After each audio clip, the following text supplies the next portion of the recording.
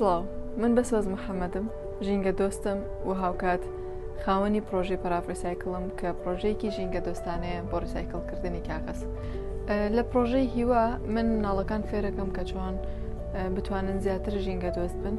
و چۆن ئەو شتانەی کە هەیەیانە لە ڕۆژانە بەکاریهێنن بتوانن کە کەمترین زیانی هەبێ بۆ ژینگە و لە ڕووی ئاگاییەوە بابەتەکان باسەکەین و فێریانەکەین کە چۆن گرنگی بن بە ژینگە.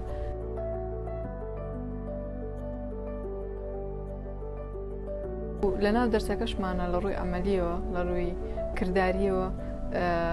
ئەو شتانەی کە بەکاری هێنین ڕۆژانە بەریەکەوێن یان ئەو شتانەی کە پێمان وایە ئەکرێ دووبارە بەکار بهێنرێتەوە ئیشی دەستی لێ دروستەکەین و